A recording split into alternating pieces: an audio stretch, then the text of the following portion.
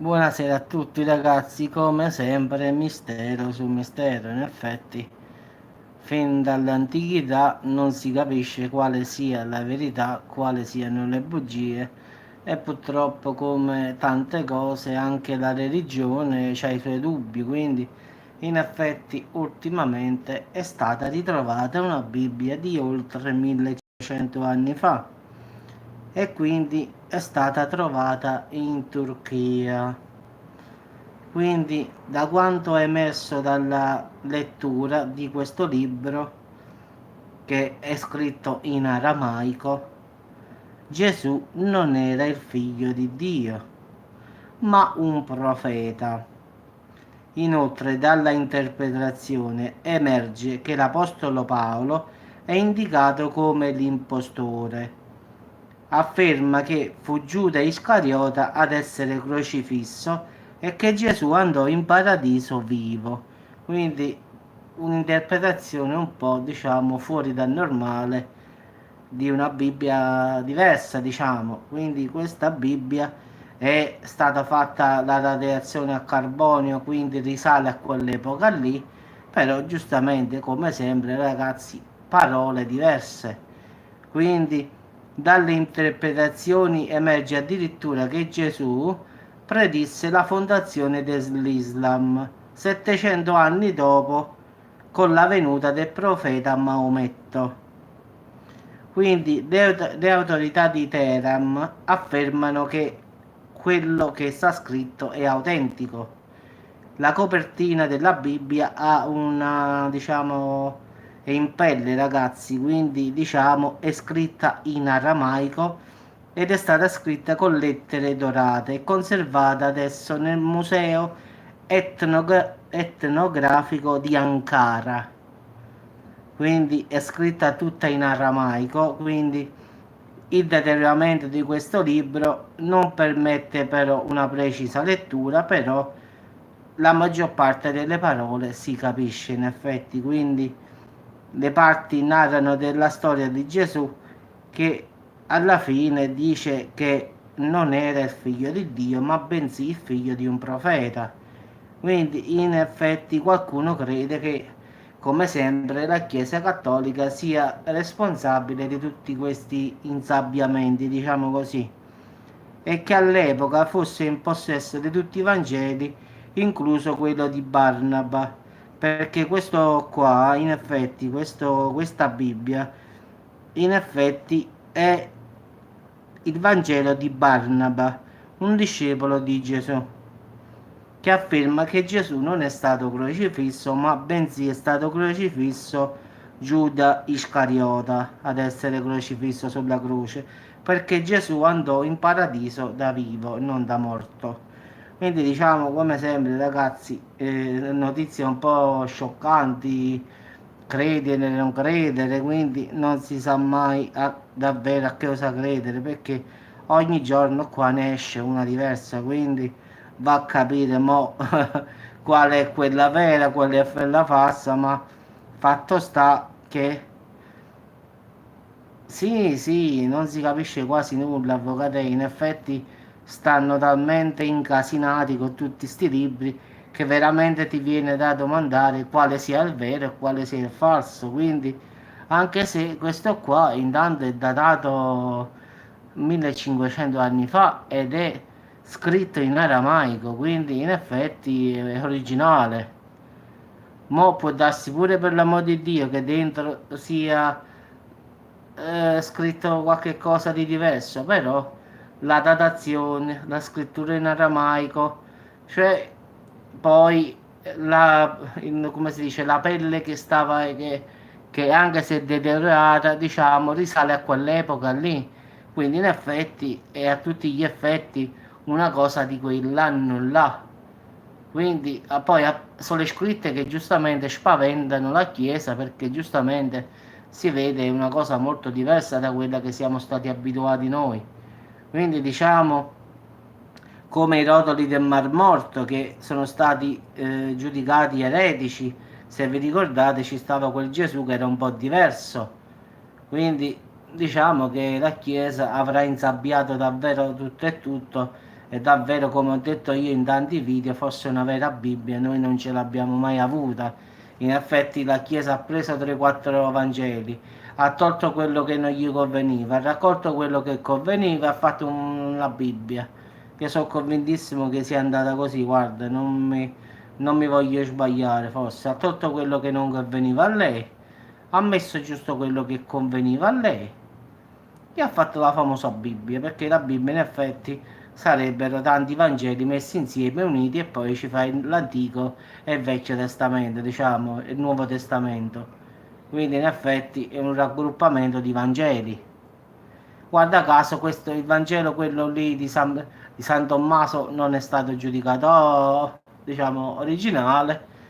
Questo qua non se ne parla proprio, figurati se adesso questo diranno che sia originale, per quella che dice lui questo libro, proprio il contrario.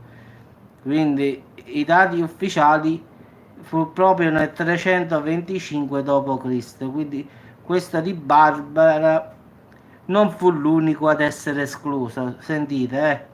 Quindi in effetti sono stati esclusi dai Vangeli che la Chiesa ha preso quello di Barnaba, che è questo qui che è stato trovato, più quelli del Mar Morto, i Vangeli quelli là di San Tommaso. Questi sono stati gli unici Vangeli che sono stati scartati, nel senso che la Chiesa non ha dichiarato veri, in effetti, quindi il Vangelo di Barnaba e il Vangelo di San Tommaso, quindi anche perché ragazzi dicono tutto il contrario di quello che la Bibbia ha detto a noi.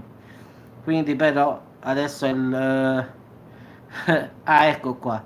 I rotoli del Mar Morto, chiunque li vorrebbe vedere, sono conservati nel museo di Israele, diciamo proprio nel centro di Israele. Quindi se qualcuno si trova a Israele può andare nel museo.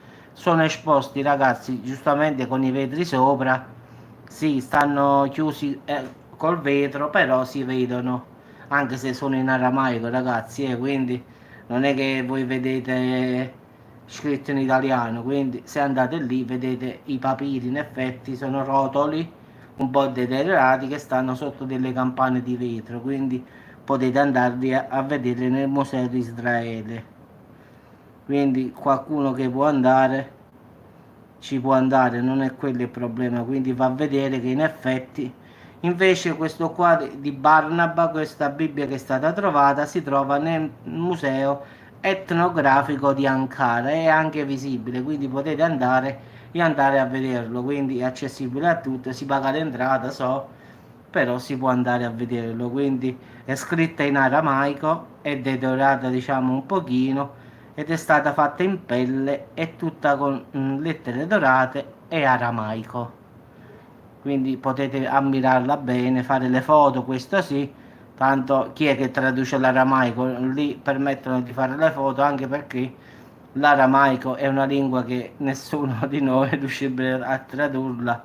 In effetti poi non è che ti fanno vedere tutta la pagina, tutte le pagine, è solo una facciata in effetti, quindi si può fare anche le foto, non è quello il problema, anche perché sono tutti simboli geoglifici come li chiamo io, quindi è come leggere giapponese uguale.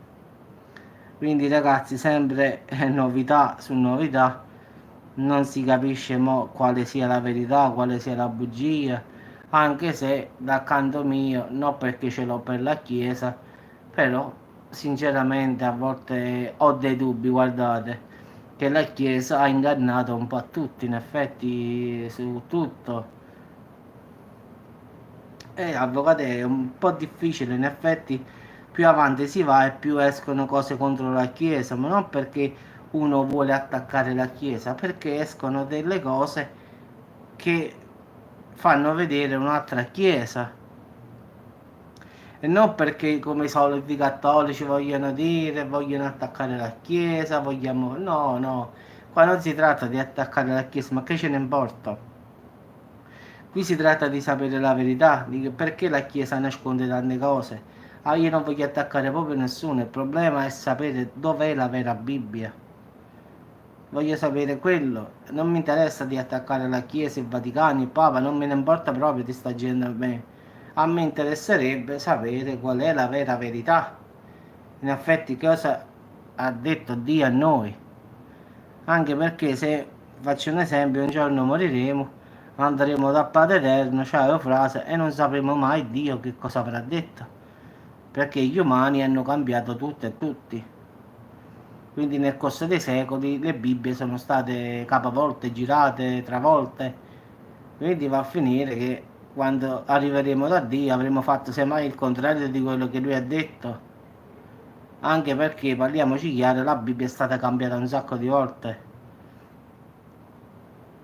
Quindi al finale, come dico io, questo Vangelo va bene perché viene alla Chiesa, questo Vangelo no perché non è buono, questo Vangelo va bene sì perché è comodo per la Chiesa, questo qua condanna la Chiesa non va bene, cioè ha fatto chi sì e chi no. Quando poi erano tutti datati, addirittura il primo Vangelo, quello di San Tommaso, era proprio il primo. In effetti ci sono i quattro Vangeli, ma il vero Vangelo, quello principale, primo, come datazione storica, è proprio quello eretico, quello che è stato messo, diciamo, che non è vero, che non è originale. Quindi quel Gesù che sarebbe stato scomodo alla Chiesa. Guarda caso, quello è il primo come datazione, quindi è proprio il primo primo. Poi vengono gli altri quattro Vangeli che la Chiesa giustamente ha detto che quelli là sono quelli di Dio. Poi dobbiamo vedere la Chiesa che cosa ha ammesso e che cosa ha omesso. Quindi sicuramente avrà tolto parecchia roba e avrà messo molta roba che conviene a lui, come Stato, diciamo, come tutti. Quindi che possiamo dire? Secondo me io, per l'amor di Dio, io faccio sempre bene a dire io a pregare Padre, Figlio e Spirito Santo, e della Chiesa e di tutto il resto non me ne interessa proprio perché è fatta di persone umane, quindi personalmente non ho a che fare con Dio, ma preti, papa e tutti quanti sono esseri come me, solo non sono diversi tanto da me, quindi non me ne importa proprio. Quindi perlomeno credo in Dio, in Gesù, nello Spirito Santo, ma poi che ci stanno le chiese, ci stanno i papi, ci stanno le altre cose, non me ne importa proprio. Quindi diciamo io credo in Dio, unico creatore del cielo e della terra, e basta. Quindi non mi interessa mo se sta Bibbia è vera o non è vera. Io cerco di fare la persona giusta, di non far del male alle persone, cerco di essere più corretta possibile. Quindi credo che un Dio qualsiasi, come sarà, sarà. Credo che è questo che diciamo vorrà. Quindi non credo che si va oltre. Quindi credo che mo, indipendentemente da quello che ha scritto la religione, tutte le menzogne che ci hanno fatto credere, comunque sono solo libri che sono stati cambiati nel corso dei secoli, quindi una volta hanno tolto una cosa, una volta hanno messo una cosa, una volta, secondo me nel 2019 che stiamo, secondo me la Bibbia sarà stata cambiata centinaia di volte, se non di più. Quindi vedi quando esce una cosa poi fuori e dice qualcosa che è diverso da quello che dicono la Bibbia, è eretico. La prima parola che dicono non è che guardano la datazione, guardano il periodo storico, no, no. Quando quel libro, quel Vangelo, che può risalire pure al tempo di Gesù, dice qualcosa che non conviene alla Chiesa, è falso. Guarda caso, è sempre falso.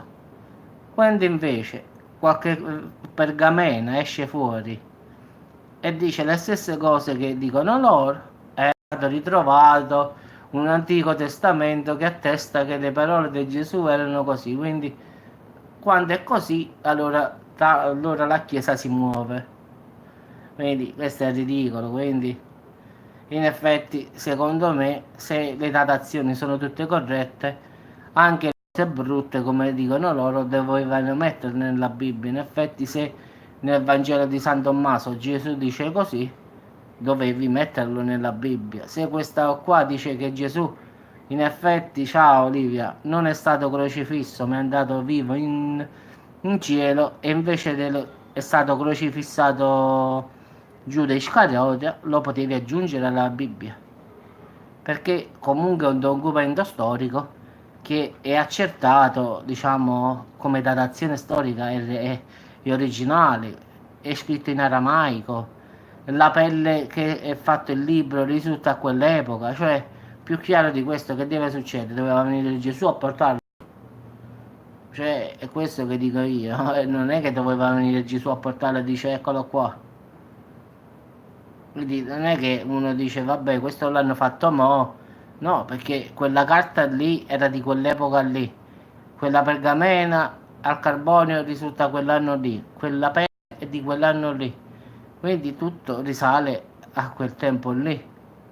Come pure il Vangelo di San Tommaso risaleva addirittura prima dei quattro Vangeli. Solo il problema era quello dentro scritto, lo scritto dentro parlava di un Gesù un po' diverso da quello che hanno detto a noi, quindi non conveniva a nessuno far, anzi confermare che fosse vero, anche perché, ma ultimamente è stata scoperta in Turchia questa Bibbia. In effetti parla di un Gesù, in effetti che non è stato crocifissato, invece è salito in cielo direttamente, così vivo. È stato crocifissato Giuda Iscariota e questo libro, in effetti, questo papiro sta nel museo di Israele, dove sono anche conservati i rotoli del Mar Morto. Quindi i rotoli del Mar Morto sono conservati nel museo di Israele. Questo qua invece è stato conservato e può essere visto nel museo etnografico di Ankara. Quindi le autorità di Teheran affermano che è autentico, però la Chiesa l'ha rinnegato in effetti, quindi la Bibbia ha una copertina in pella ed è stata scritta con lettere dorate, tutte in aramaico. Tutta la pelle, la stoffa, diciamo, il papiro e tutto risale a quell'epoca lì, quindi già è stato analizzato e tutto, però la Chiesa, le parole che stanno scritte dentro per la Chiesa sono apocrife, quindi bugiardo in effetti, quindi perché si parla di un Gesù un po' diverso, quindi non parla di Gesù come figlio di Dio, ma come figlio di un profeta, che poi è salito al cielo da Dio, però da vivo, non crocifisso. Quindi in effetti si parla di un Gesù, in effetti. E questa è la Bibbia che, diciamo, è il Vangelo di Barnaba, che sapete è un discepolo di Gesù. Però giustamente, come dicono questi di Teram, la Chiesa aveva tutti i Vangeli, aveva tutti i Vangeli in mano, incluso quello di Barnaba, al tempo del concilio di Nicea. Però quando hanno messo sul tavolo, dicono, tutti i Vangeli, hanno escluso i Vangeli del Mar Morto e di questo di Barnaba, quindi loro avevano tutti i Vangeli davanti e hanno escluso a priori questo qua, perché già un Vangelo di Barnaba ci stava, quindi adesso è stato riscoperto un altro di Barnaba e quindi ha fatto la fine dell'altro. Però stanno ancora esposti nei musei, diciamo, in Israele e ognuno di noi può andarli a vedere in effetti, quindi sono tutte e due ben visibili al pubblico nei musei. Però voglio dire io, il Vaticano ha preso tutti i Vangeli all'epoca, ecco qua, nel 325 d.C. sono stati presi tutti questi Vangeli e quello di Barnaba non fu l'unico ad essere escluso perché furono esclusi anche i Vangeli del Mar Morto, scritti su un papiro conosciuti con il nome di Rotoli del Mar Morto. Quindi vedete che questo è nel 325 d.C. Già all'epoca ragazzi facevano i babà, come dice qua in Italia. Già all'epoca facevano, diciamo, i complotti, come dico io. Quindi che dire più ragazzi, non ci sta più nulla da dire. No, allora ragazzi, guardate, i rotoli del Mar Morto li potete vedere nel Museo di Israele, quello principale. E quell'altro lì, quello di Barnaba, ragazzi, potete andare al Museo Etnografico di Ankara, quindi sono visibili al pubblico. Dovete solo pagare l'ingresso per il museo, quindi non è che sono cose che non esistono, eh. Voi andate al museo e le andate a vedere, poi la guida perché qua lo spiega, vi spiegherà più o meno la storia com'è andata. Vi dirà che il Vaticano non li ha voluti, eh, diciamo, prendere in considerazione, ha riunito tutti i Vangeli nel 325 d.C. e questi due qui li ha tolti di mezzo, in effetti i Vangeli del Mar Morto più questo di Barnaba. Adesso ne è uscito un altro di Barnaba, ma lo stesso l'ha dichiarato come quello di allora, un falso, diciamo, quindi non un falso, in effetti, che l'ha scritto qualcuno a tempo di Gesù così per sfizio. Cioè uno a tempo di Gesù faceva una cosa così tanto per fare perdere un po' di tempo. Quindi una cosa quasi assurda. Quindi dobbiamo pensare che questa persona che stava ai tempi di Gesù aveva scritto questa cosa per perdere un po' di tempo e quindi si è messa a fare questo papiro, poi conosceva Gesù, conosceva tutti i fatti poi che sono accaduti e ha fatto come se io adesso mi metto a scrivere un foglio e poi fra 1000 anni, 2000 anni lo trovano. Io adesso mi metto a scrivere una Bibbia a fatti miei, dico Gesù invece di stare con le crocifisso, no, è vissuto fino a 80 anni, è morto, poi trovano questo foglio tra 1000 anni e dicono, oh ma quello, yeah, ma come si fa? È ridicolo quasi ragazzi. Però la Chiesa è anche questo, quindi non mi meraviglio più.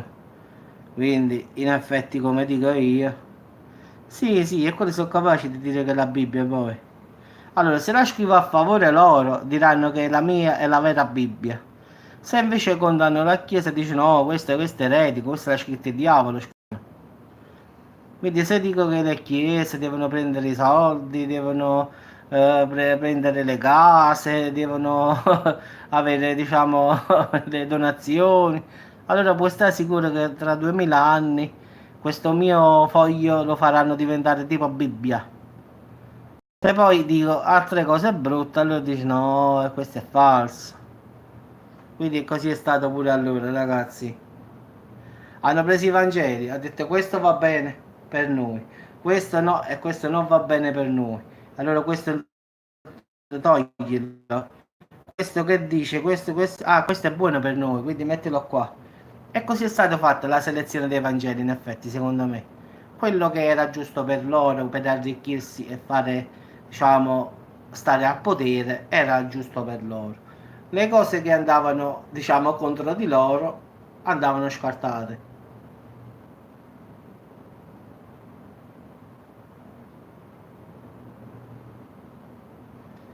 Ma sai che cos'è, Livia? Il problema è che la Chiesa è troppo forte, capisci? Cioè una cosa di questa non potrebbe mai avvenire perché ricordiamo che noi diciamo Chiesa, Vaticano, così lo diciamo tanto per dire, ma questa è come una potenza nucleare in effetti, ma non nucleare in senso di bomba. In effetti questi sono peggio di quello dell'Area 51, questi hanno persone ovunque, quindi non potrà mai accadere che si possa riscrivere la storia, anche perché questi qua hanno poteri peggio dell'Area 51, sai, quando dell'elite mondiale, quindi non ci fai proprio nulla a questi. Cioè sono troppo forti, non puoi combatterli. È come andare in area 51 e provare a andare. Come hanno provato a andare, che volevano entrare i ragazzi all'area 51. Ci mettono giù 3 secondi per prenderti, non di più. Quindi possono uscire altri 100 Vangeli che per la Chiesa tutti questi manoscritti devono passare per la Chiesa, quindi ci sta una commissione e una commissione giustamente dice no, questo è un falso, fine della storia. Quindi per loro. Poi come ci sta la corruzione oggi come oggi, figuriamoci se la Chiesa può andare contro di lei. È come se domani mattina io mi tolgo lo stipendio da solo, faccio l'esempio, no? Dice no, questo mese io, questo fine mese, il mio stipendio lo voglio regalare. E così è la stessa cosa. Quindi ci sta un interesse proprio esagerato sotto. Non per nulla la Chiesa è la forza più, diciamo, la potenza più forte al mondo come soldi, come economia, controlla quasi tutto il 50% del mondo, è quasi suo, sia a livello di oro, di soldi, di case, di costruzioni, di edifici. il 50% di tutto il mondo è di proprietà del Vaticano. Quindi che vogliamo dire, ragazzi? Il 60% dell'oro mondiale è Vaticano. Il 50% di tutte le costruzioni nel mondo, e non parliamo dell'Italia, qua parliamo del mondo, in Africa, Giappone, Cuba, dove volete voi, è di proprietà del Vaticano. Non so quante terreni in tutto il mondo sono del Vaticano. Tutte cose che hanno sequestrato durante le famose, se vi ricordate, crociate. Quindi hanno sequestrato beni immobili a tutti. Quindi quando non erano cattolici loro sequestravano tutti e si sono appropriati di tutti i beni. Quindi calcolate la potenza della Banca Vaticana, che la Banca Vaticana è quella più forte del mondo. Quindi come puoi competere con queste persone? Non guardiamo il soprabito da prete oppure il vescovo o l'arcivescovo. Dietro a tutto questo ci sta una potenza che fa paura. Sì, sì, è uno stato piccolo, ma cioè, potrebbe arricchire tutto il mondo, pensa un po'. Hanno calcolato con i soldi del Vaticano, con tutto quello che ha solo la metà del Vaticano, si potrebbe sanare l'economia mondiale, non italiana, mondiale qua si parla. Quindi che vogliamo dire più? Ma non credo che ci sia da dire nulla, ragazzi. Vabbè.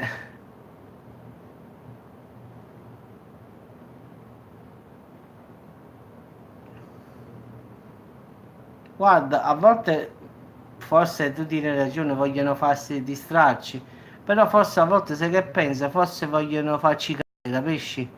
A volte uno pensa che vogliono farci distrarci, forse tu dici lo fanno di proposito perché vogliono distolcerci, diciamo, da questa cosa, però forse a volte secondo me vogliono aprirci gli occhi in effetti a volte, capisci? Quindi diciamo che potrebbe avere una doppia interpretazione. Uno potrebbe dire vogliono farci cambiare idea, un altro invece potrebbe dire vogliono aprirci gli occhi. Però siccome la Chiesa ha tanti peccati, allora non è credibile al 100%. Questo è il problema che a me mi preoccupa di più. Quindi non è il problema della notizia che a me mi preoccupa, siccome so che la Chiesa ha fatto tanto e tanto male, allora io mi preoccupo di dire, "Guardate che questi hanno sbagliato e ci hanno mentito per tanti anni", e questo è il quesito che io mi pongo. Quindi non è la cosa di dire io mi distraggo, no. Il problema è che, ma fa che ci hanno sempre mentito, perché comunque la Chiesa, parliamoci chiaro, non ha fatto sempre bene. E ancora oggi si lamentano della fame nel mondo, si lamentano di tante cose, però, ciao alieno verde, però alla fine non fanno nulla per nessuno.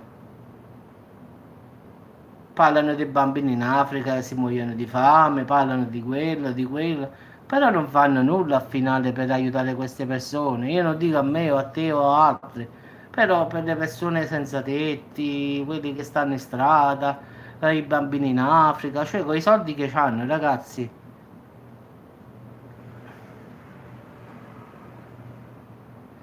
In effetti questa Bibbia parla che Gesù, in effetti questo Gesù, in effetti non era figlio di Dio, ma un profeta era. Poi non è stato, diciamo, crocifisso, ma è stato crocifisso Giuda Iscariota. Gesù è andato in paradiso, ma da vivo. Poi dice, diciamo, tutta la scritta dentro in aramaico, è conservata adesso nel Museo Etnografico di Ankara, al carbonio risulta all'epoca di Gesù, quindi la scritta in aramaico, quindi perlomeno è originale, solo che le parole che stanno dentro sono molto molto pesanti, in effetti dice un'altra cosa, in effetti un Gesù diverso ancora da come l'avevamo detto l'altra volta, quindi in effetti dice che non era il figlio di Dio, ma era un profeta, che poi è salito sì in cielo, ma da vivo, non da crocifisso. E questo Vangelo è il Vangelo di Barnaba, che già nel 325 è stato preso diciamo dal Vaticano e dichiarato eretico. Adesso ne è comparso un altro e anche questo ha fatto la fine di quell'altro, quindi non è cambiato nulla. Insieme ai famosi rotoli del Mar Morto che anche lì hanno detto che erano diciamo Vangeli apocrifici, quindi in effetti si vede un Gesù un po' diverso. Quindi tutti questi Vangeli furono nel concilio di Nicea esclusi dai Vangeli ufficiali. Quindi questo è quello che stavo dicendo in effetti. Quindi quello di Barnaba non fu l'unico ad essere escluso, perché anche i Vangeli del Mar Morto, scritti su un papiro, conosciuti come il nome di Rotoli del Mar Morto, furono esclusi. Tuttora sono conservati nel Museo di Israele e potete andarli a vedere, come ho detto. Invece questa Bibbia di Barnaba la potete trovare, diciamo, dove stava? Ah, nel Museo Etnografico di Ankara, quindi è visibile a tutti. Quindi dice dalla lettura in aramaico che è stata tradotta da persone che capiscono l'aramaico, questa lingua antica, sta scritto che Gesù non era il figlio di Dio, ma un profeta. Inoltre, dalle interpretazioni emerge che l'Apostolo Paolo è indicato come un impostore e afferma che fu Giuda Iscariota ad essere crocifisso e che Gesù andò in paradiso vivo. In effetti questa Bibbia è stata sequestrata poi, la cosa più bella è che è stata sequestrata. In effetti questa Bibbia era stata presa dai contrabbandieri di antichità. Il Vaticano è arrivato, non so come abbia fatto a sapere questa Bibbia che stava, diciamo, nel contrabbando dell'antiquariato. Comunque hanno sequestrato questa Bibbia di Barnaba. In effetti la stavano cercando di vendere sotto sotto, diciamo, quindi di contrabbando a persone che pagano bene per avere questi reperti storici. Ma all'improvviso dicono che i contrabbandieri sono stati presi d'assalto da persone tipo Men in Black, tipo queste persone così, e hanno sequestrato, avevano tanti manufatti, diciamo, di contrabbando, però guarda caso hanno sequestrato solo la Bibbia. A loro interessava quello e basta, capì? Sono andati dai contrabbandieri e si sono presi solo la Bibbia, quindi potevano sequestrare tutto, ma a loro interessava solo quella cosa. Quindi diciamo che un po' la storia, ragazzi, è un po' strana, dico io, quindi mo dobbiamo vedere perché il Vaticano ha dichiarato che non è reale, non lo so, però fatto sta che risale a quel tempo lì, gli scienziati hanno fatto tutte le analisi e tutto, e quindi perlomeno quel libro, quel papiro risulta di quell'epoca. Solo che le parole che stanno dentro non piacciono a loro, questo devo dire io, che ne so. Quindi purtroppo, come sempre, ragazzi, come ho detto io, non sapremo mai qua la verità, quale è e quale no. Quindi qua facciamo sempre mistero nel mistero. Quindi speriamo che un giorno qualcuno si decida finalmente a dire la verità. Anche se non credo, sinceramente non credo proprio. Quindi credo che moriremo sempre con questo dubbio di sapere la Bibbia vera qual è. Ma non la Bibbia vera in effetti, di sapere quali sono i veri Vangeli che sono ufficiali, no? Perché come ha detto questo qua, ha detto nel 325 si sono seduti tutti in una commissione, hanno letto tutti i Vangeli, questo sì, questo no, questo sì, questo no. Quello che non conveniva è appunto era scartato a priori, quindi quelli del Mar Morto e quelli di Barnab furono esclusi subito. Poi adesso è ricomparsa un'altra Bibbia che hanno dei contrabbandieri che cercavano di vendere a persone e guarda caso sono arrivate delle persone, come spiega questo qua, vestite di nero, che hanno sequestrato questa Bibbia perché dice che è un testo religioso e quindi è di proprietà del Vaticano. Poi tutti gli altri oggetti avevano altri oggetti, come si dice, di antichità che hanno trovato sottoterra, sa, vasi antichi, altre cose. E non hanno sequestrato sta roba, hanno solo preso quella Bibbia, quindi sono andati lì direttamente per prendere la Bibbia, questa qua di Barnaba. Mo dico io, se volevano sequestrare la roba ai contrabbandieri, ragazzi, no? Quando arrivano sequestrano tutto, no? O mi sbaglio? Che fa? Io vado lì, sequestro tutto e poi anche la Bibbia prendo. Invece questi sono andati, hanno preso solo la Bibbia.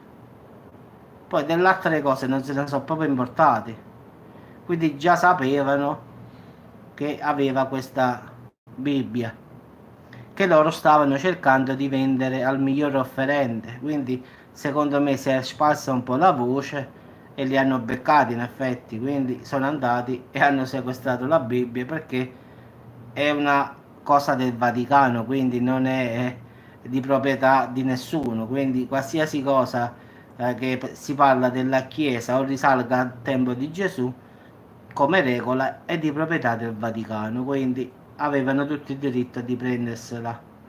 Quindi anche se erano contrabbandieri l'avrebbero preso lo stesso, però il fatto che più mi fa strano è che sì, hanno solo preso la Bibbia, cioè potevano prendere tutto, invece sono andati solo per pigliare la Bibbia, quindi erano già destinati per andare lì, prendere la Bibbia e portarla in Vaticano. Poi è stata dichiarata eretica, cioè non buona, e diciamo quelli di Israele l'hanno presa loro e se la sono sopportati in Israele. E adesso sta nel museo di Ankara. Quindi in effetti il Vaticano l'ha sequestrata, l'ha letta, l'ha tradotta, ha detto che quella cosa non è vera e quindi l'ha ritornata diciamo, alle persone di Israele, anche perché veniva da lì.